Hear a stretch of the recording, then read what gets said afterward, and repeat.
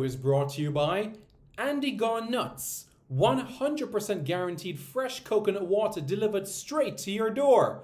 Call 876 309 6128. That's 876 309 6128. Refreshing and affordable. For more information, follow them on Instagram at Andy Gone Nuts.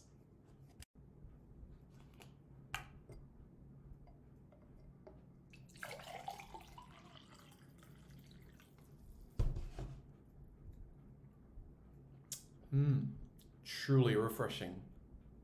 And Crumble by Mrs. C. Old English fudge and other delectable sweet treats. Call or WhatsApp 876 586 0471.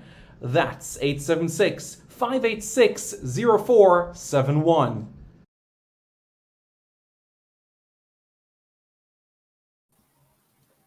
Hello everyone, I'm Simon Preston and welcome back to Reggaeboyz Commentary. Thank you so much for tuning in to another video on this channel. As you can see, we have a very special guest with us today. This individual has gone through the ranks. Not many persons can say that they've played for Jamaica, both at youth and also had the opportunity at the senior level as well. This is none other than Damani Osei. Damani, how are you doing? I'm great, Simon. Glad to be here. Right, it's an absolute pleasure to have you on. And just so viewers are aware as well, Damani has represented Jamaica at under 17 level, under 20 level, and he was with the team quite recently over in Austria. But Damani, before we get into that experience that you had, I just wanted to talk a little bit about your background a bit, where were you born and who in your family is from Jamaica? Yeah, so I was born in Richmond, Virginia, but my dad was born in Kingston, and so that makes me eligible for the Reggae Boyz. Right, and would you say growing up you experienced that sort of Jamaican culture with the food, the music, and all of those stuff? Absolutely, absolutely. I actually grew up in something called the Associations of Jamaicans in Richmond, where I grew up, and we always go to the Jamaican place to eat every week. It's called Karina's Jamaican Grill. So we go there every week, and I get the food and everything. It's great. Very nice. Yeah, it's like being home in a sense. So that's good. And when you had summer vacation and any holidays from school, you'd come on to the island and visit family and friends and stuff like that. Yeah, definitely. I actually have family in Kingston. I have my auntie Irene who lives a little bit north in Kingston, and she actually calls me Aki Dumpling because how much Aki and dumpling I eat. And yeah, I've been to the island numerous times. I've been to Ocho Rios, Duns River Falls, and of course visiting for national team. Okay, very, very nice experiences there. So Damani, let's talk a little bit about how you got into football, soccer. Was this the only sport you played growing up? Because you think about the Virginia, Maryland area, the Northeast, you sort of think about maybe lacrosse, basketball, and other sports, but was it just soccer for you growing up? I think in my heart it was just soccer, but I played basketball just for one season and wasn't very good at it. And just from a young age, I could tell that football was that there was a natural ability, and I just loved the sport. When I was 2, I actually started playing, and my brother he was older than me, and so when he was playing, I was too young to play with his team. And so I would just always stay on the sideline and, just push the coach and say, "Hey, can I come in?" I knew it was against the rules, but I just had such a love for the game at a young age, and yeah, it's still very present today. At what point did you say, this could actually be a career for me? Like middle school, high school? When did you realize, soccer could be my way forward in life? Yeah, I would say the Jamaican national team. Once I was called up, it was it was an experience where I was like, "Whoa, I'm on a national program right now." Um, maybe this could be a professional aspiration for me one day. And especially when I was in high school, I had a full scholarship to attend Santa Clara University for football, and so I was thinking, I think I'm good enough to do this at a professional level. And so it was around early high school where I was thinking it for for the professional ranks. And speaking a little bit about your time in high school, what was it like at Cosby High School? You know, the experience there, the quality of football that you learned at that institution. Definitely. Yeah. Cosby High School.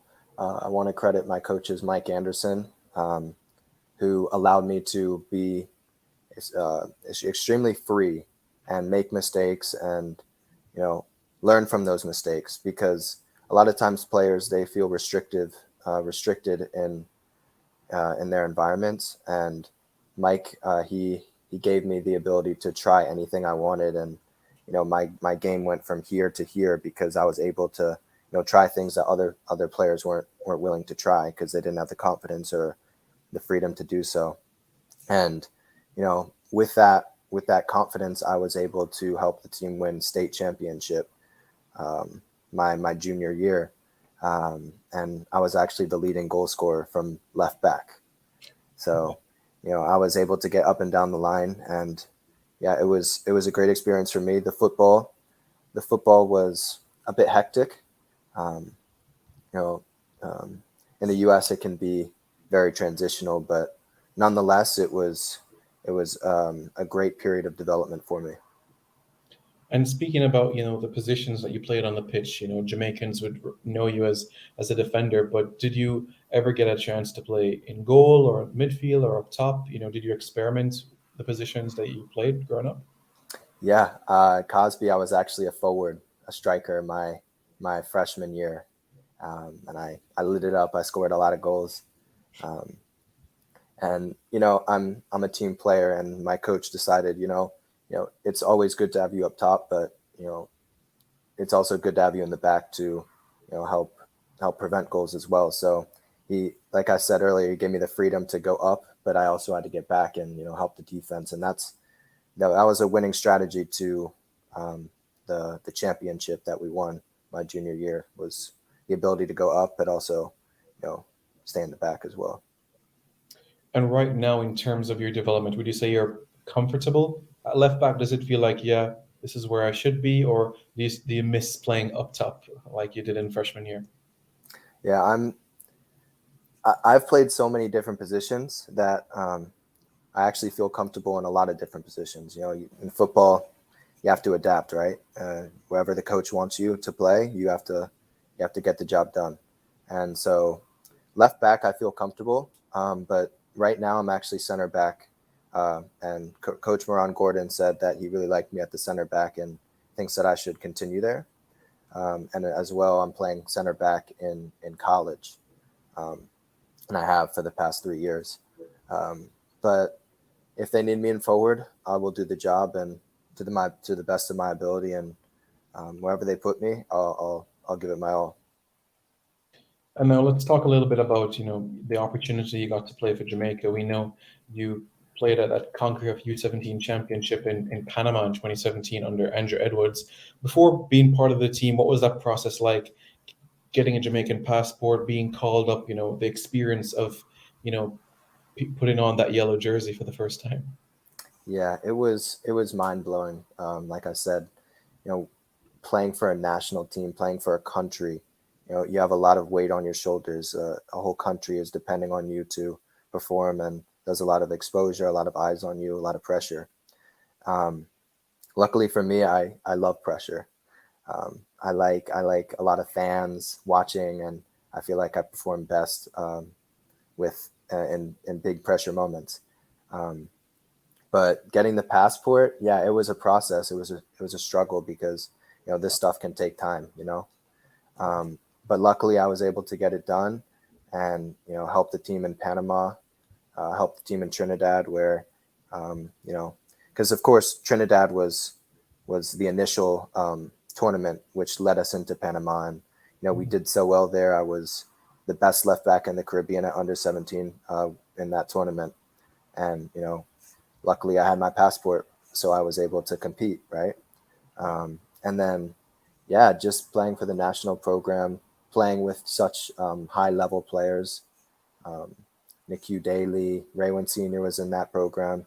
I mean, it's a whole different level, and of course that's what made me better too. Is one thing, Kahim Paris, he did one move all the time, and I still call it to this day the poo drag, because he would drag the ball and he would just blow past defenders. And that's one thing that I loved about Jamaica, was I can take certain things from players and incorporate it into my game. And that really helped um, build up my arsenal of different moves or whatever. Yeah, you spoke about the players that you played with, like Paris, like Nicky Daly. Those individuals have had an opportunity to go overseas now, and even Jamoy Topi has played for Jamaica at the senior level as well. How does it feel to see the players you played with at youth level make that transition as well to the senior team as well and get some caps under their belt? Yeah, it makes me really happy to see my teammates make their international debuts. Javion Brown as well. I still in communication with him, and you know, it's it's wonderful seeing them on the TV. You're like, wow, these guys were right next to me in the tournaments, and now they're representing Jamaica at the highest level. Um, and it's also encouraging signs, because I know I can play with these ballers, and that's going to be me one day. So it's very encouraging, and it's always great to see a teammate um, have so much success. And in that tournament in Panama, well, going back from Trinidad, what was it like working with Andrew Edwards? Because he has a good history about that transition from players from the U17, U20s into the senior team. What was your experience like working with him and the technical staff? Yeah, Andrew Edwards was a wonderful coach, a wonderful guy. More than just a coach, really. He was he was a really smart guy, and he was more than just a coach, in the sense that a lot of life lessons. He was about that kind of thing too, like helping us grow up as men, and being good people off the pitch. So he just helped me not only in the football realm, but also you know being a better human, being a better man. Um, and sometimes I see on Facebook he has these inspirational quotes, and sometimes they just help when you just see yeah, Andrew Edwards. He's a very intelligent man, and always has really good advice. And yeah, more on the football side of things. He demanded a lot from us, but he also put a lot of belief in you. So you know, and that's what helped us do so well in Trinidad and advance to Panama. And so, yeah, I have nothing but respect for Coach Andrew Edwards. Yeah, a lot of people share the same view you have about Coach Andrew Edwards. And just to get the facts in order, was it after that tournament that you got the opportunity to be in Portland Timbers Academy, their second team? Was it after this tournament, or was it like the year after that you're part of Yeah, Portland Timbers setup? Yeah. yeah, it was a year after I joined the Timbers Academy, and that was, thanks to Jamaica being on my resume. I mean, that goes a long way, and that was also a great experience at the Timbers. Um, and it was their under 19 team. Mhm. Yeah. Yeah, and Portland is on the other side of the country, and Virginia's on the other side as well. Was it difficult for you to get up and leave family, go to the West Coast, or mentally you're prepared for whatever challenge or whatever life threw at you at that period of time? Yeah, it was definitely difficult. Definitely. Um, I'd been in Jamaica for summers, spending time with the national team, but it was never like I was moving to the whole different part of the country, and you know not seeing my family, knowing that I wouldn't see my family in a long time, especially because my family is everything. My dad is my biggest supporter, as well as my mom. My dad is like my manager, my he's my everything, and my mom is my biggest supporter, and I can always go to her for advice, and my brother as well. After games, I can call him, and he'll tell me what I did right, what I did wrong, and they're always there to support me. So without like having them directly, physically there, um, it was it was difficult. Um, but it's also about growing up. So I had to grow up and just play ball, and it was all good. Once you play football, those things can kind of go away. Yeah. And now let's talk a little bit about going down to Florida the next year under Jerome Waite, that U20 team that Jamaica had. Arguably a lot of people say this was the best Jamaican U20 team ever put together. And you were one of the few overseas-based players part of the setup, and just being around the same faces you had at U17 level. What was it like with that squad, the U20 team?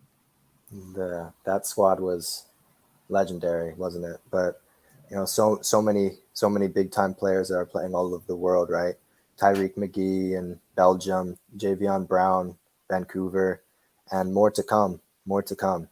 Um, the craziest part is too, we only had a few days in training camp as a group together, and Jerome Waite just found the right chemistry, the right strategy to um, build a team for the tournament.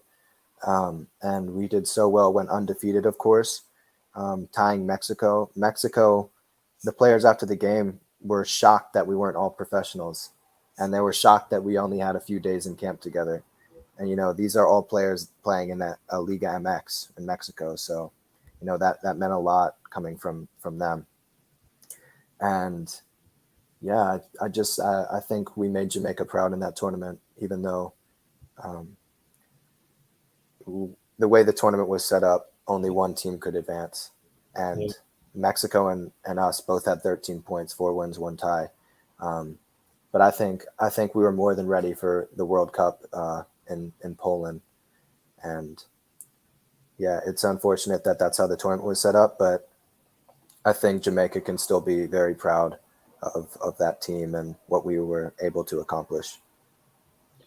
Yeah, despite that situation, you and the rest of the team can take comfort that Jamaica conceded the least number of goals in the tournament, only conceded three, less than Yeah. USA, Mexico, Costa Rica. So that's something that can be reflected on. What would you put that down to? We say it's down to Jadine White, the entire defense, or the team as a whole? The team as a whole, definitely, because defense is only it starts from the front, and you know also the attacking players were able to score to help us as well. So it's a team effort for sure. Um, but yeah, that's actually a stat that I didn't know, the 3 goals. That's good because I'm a defender, so that does make me feel good. But yeah, it's definitely a team. It's a team sport, so you can't take credit just as the back line because we're all in it together. So Yeah. Yeah, I understand what you mean there. So we spoke earlier about some of the guys you played with at the U17 level, but at the U20 level, as you know, some familiar faces. But do you still have a chance to keep in touch, or message, or talk to the likes of Topi or Paris or Daly or McGee or Howell or Javine? Do you get a chance to catch up with these guys? yeah, I actually was just texting Trigga, what we call him Yeah, Trigga, yeah, Javion Brown. yeah. He's going to be in San Jose playing with the Quakes, and I was just hitting him up, saying, "Hey, can I get tickets to the game?" And he said, "Yeah." Like, I definitely try to keep in touch with them, especially because this is the future of the Reggae Boys, and that's one thing about Austria is a lot of young talent in Austria. So it's good to you know get to know these guys on a more personal level and play with them because they're going to be representing Jamaica in the future. So it's good to already begin that chemistry and building relationships. Absolutely, that's important moving forward. You never know; some of you might be club teammates in the future as well. So Yeah, that's yeah, something to look forward to. So let's talk a little about Santa Clara now, the Broncos, and how life there is going for you, and how are you enjoying your time in that part of the world? yeah. Santa Clara is in California, so California is the place to be. The Bay Area. Um, I'm really enjoying my time. Um, right now, we're not actually in school, so it's just football, and I love that because it's almost like a professional environment, and the facilities here are top of the line.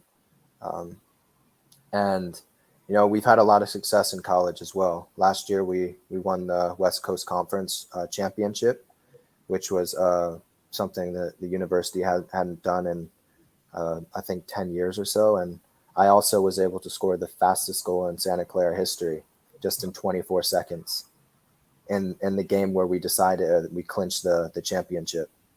So, and of course, Santa Clara has allowed me to, you know, become a top defender in the nation, top 20 defenders in the nation. So, you know, it's got a good reputation, and with that really good reputation, it puts me in positions to get national attention, such as, you know, being a top 20 defender in the country. You know, United Soccer Coaches also has ranked our defense top 10 in the nation my freshman year. So, you know, it's a great university for football, but also academics wise, I'm getting a really strong degree. So that's part of the plan, is to get my degree, and then, you know, I can play professional ball. What is it right now that you're studying at university? Communications. Very nice. Very Yeah. nice. So maybe one day I'll have your job. You never know. Yeah. When you finish After football. After football. Yeah. after a 20-year career. Yeah. Yeah. We'll see. And of course, before COVID, you're part of that all West Coast conference team. So that certainly must have given you that motivation, that push that you can make it in the big times, that you can make football a life for you. Yeah. Yeah. You're right. Yeah, so that was something great to add towards your resume. So tell me about the experience about getting called up to the senior Reggae Boys. A email, a phone call when you first heard out you'd be on that plane to Austria with a team. Yeah. That was another great day in my life. But yeah, I got an email from the JFF, and just the way it was written, it was like, wow, this is really happening. This is official stuff. Um, and so, of course, I called my parents right away, called my family, my brother, and they were so proud. And, you know, this is hopefully the first of many call ups. And, you know, like I said, playing with and meeting these guys for the first time, it's really good, because we're going to be the future. So, you know, also meeting the coaching staff, Moran Gordon, and I want to thank him for the opportunity as well to represent Jamaica at the highest level. Um, but yeah, I'm really glad that it all worked out. And unfortunately, I didn't get any minutes, but, you know, nonetheless, I was able to meet Adrian Mariappa, and his leadership is so authentic, and, you know, it's something that I can take back to college, because, you know, I'm going to be the leader of the team this year, the back line. So he's also going to be there to mentor me as I asked him to do so, and he agreed. So, you know, if I have any questions, concerns, he's definitely someone that will reach out, or someone I can reach out to. And, you know, Mariappa, you see him on TV, Premier League player. It's all a bit shocking when you see them up close. But, you know, now you're friends with them, and it's all starting to come together. I can feel it. And tell me what he's like off the pitch, because the same person he's like on the pitch he's like it off as well. One of the nicest guys you'll ever meet. Yeah, so down to earth. I was really good guy, and, you know, someone that is a great example to follow, because this guy eating healthy, in the gym to recover, all of these things, and it shows like what true professionalism looks like.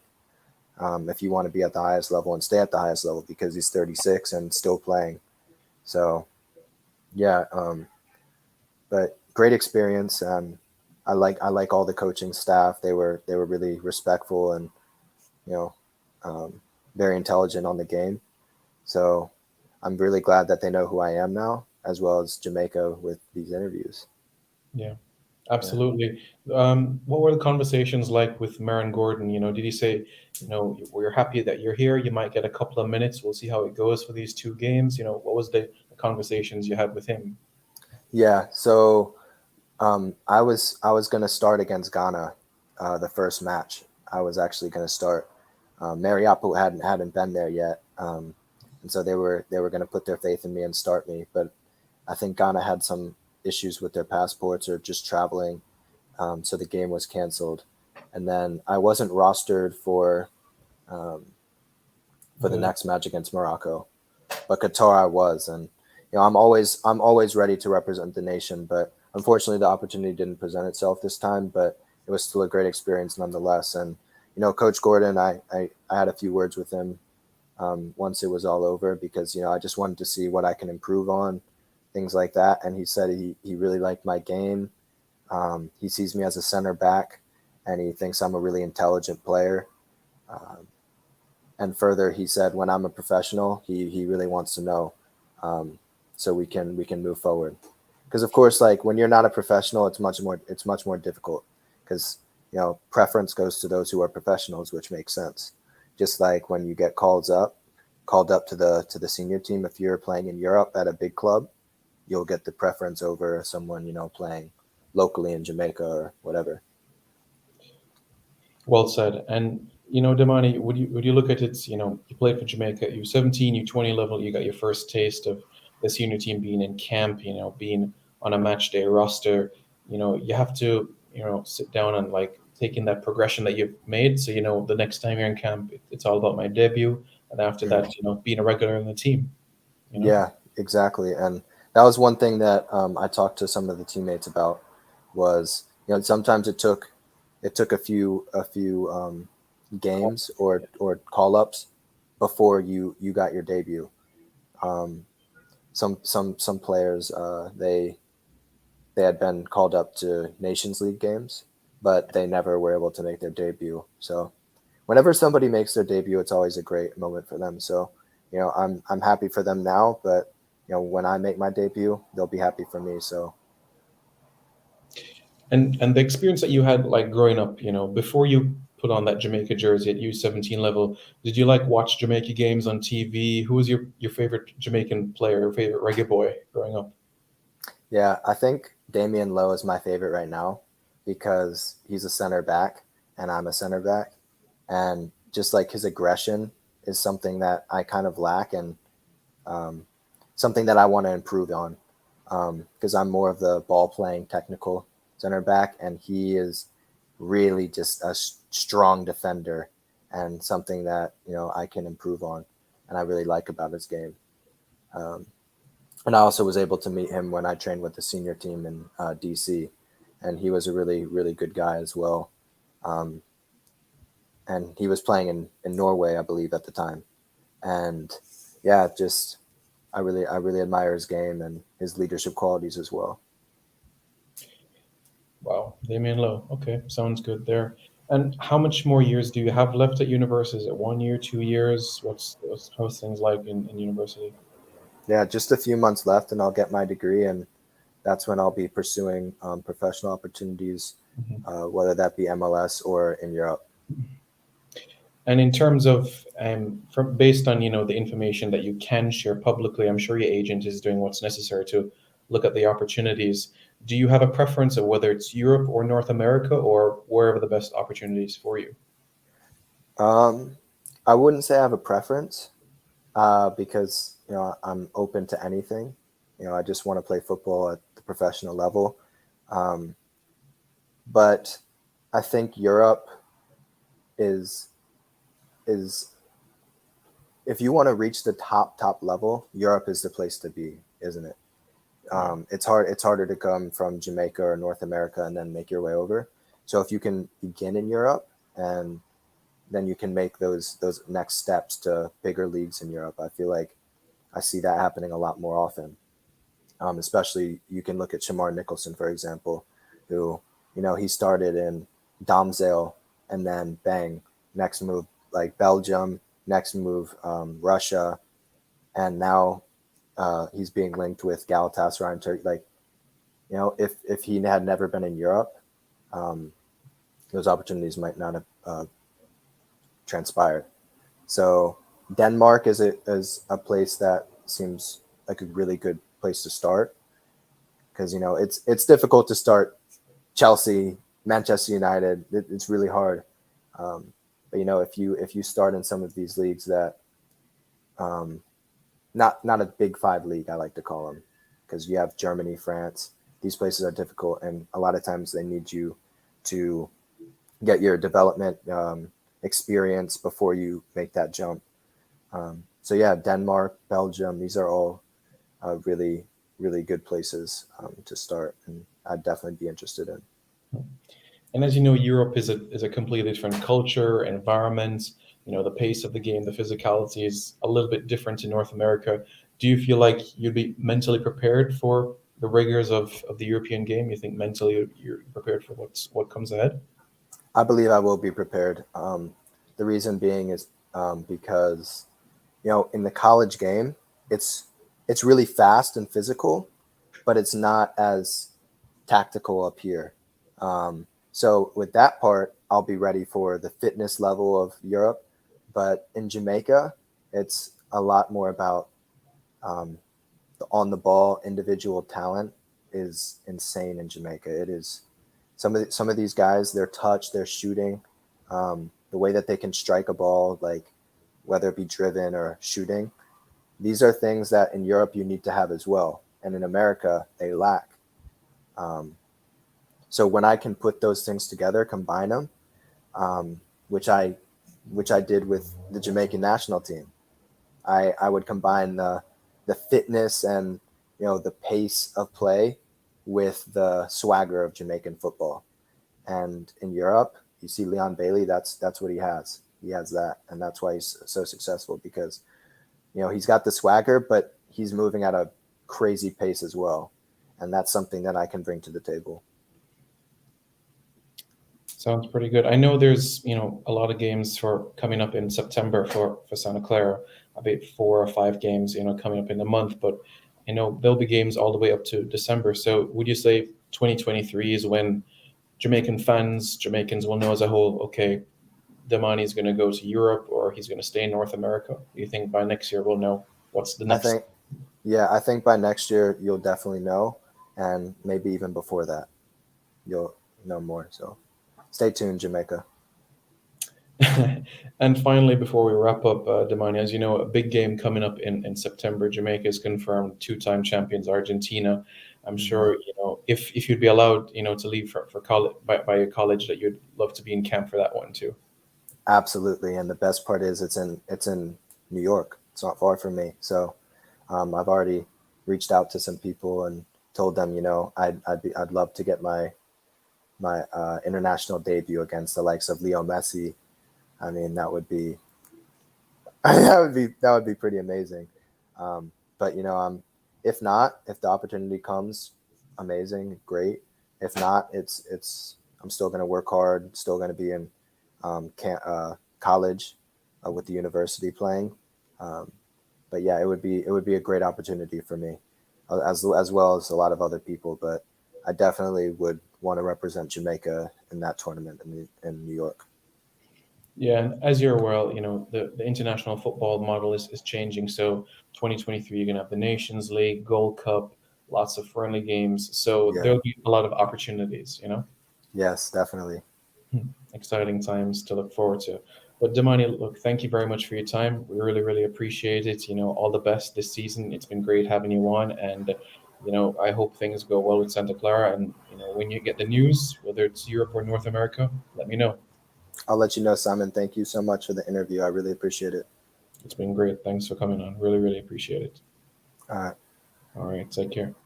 You too. Alrighty. So there we have it, Reggae Boyz fans. That was Damani Ozzy speaking with us on this topic. Don't forget to like, share, comment, and subscribe to Reggaeboyz Commentary for more content, and stay tuned for more in another video. This video is brought to you by Andy Gone Nuts. 100% guaranteed fresh coconut water delivered straight to your door. Call 876 309 6128. That's 876 309 6128. Refreshing and affordable. For more information, follow them on Instagram at Andy Gone Nuts.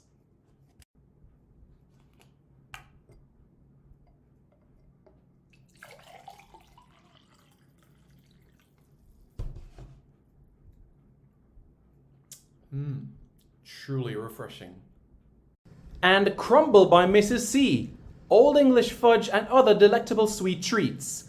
Call or WhatsApp 876 586 0471. That's 876 586 0471.